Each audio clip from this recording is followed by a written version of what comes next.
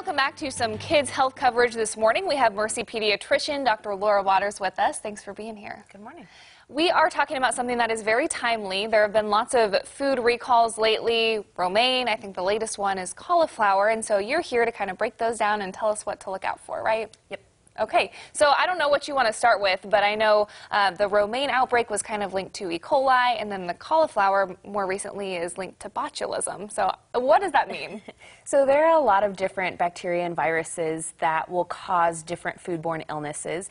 Each of them may cause a little bit of different symptoms, but the biggest thing that we want to talk about and mention is just how to properly kind of purchase foods, how to properly prepare your foods, because that's the biggest thing to help try and eliminate a lot of these risks is just proper handling and cleaning of your foods. So just washing them under water, or what would you suggest? So you can make, a bleach type solution, usually about a quarter of a cup in a gallon of water can sometimes help, especially with cleaning surfaces, cleaning cutting boards and your utensils and things.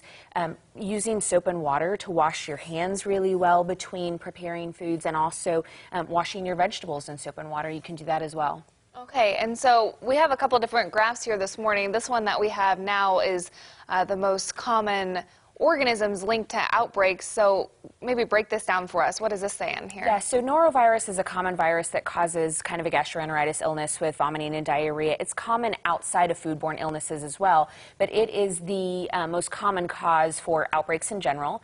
Salmonella is actually the highest bacteria that will cause hospitalizations, and then Listeria is often the most deadly form of foodborne illnesses.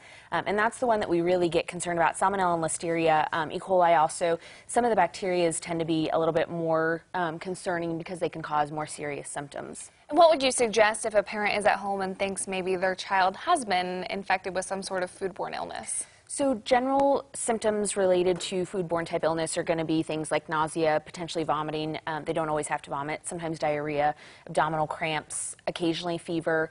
If you think that your child is ill with these, then you would want to call us and talk with us and see, do they need to be seen? Is it something that you can do supportive measures at home? Sure. Or do we need to be testing for things? Where we would get more concerned is if there are more people in the family, or more people that are related to that child or in that classroom or whatever that may have been potentially exposed to a food where it's going to be something more of an outbreak. If there's an individual, then it's less likely to be an outbreak in a foodborne related illness. But if there are more than one person in the household, then that's definitely a concern. All right, Dr. Waters, thanks so much for being here this morning.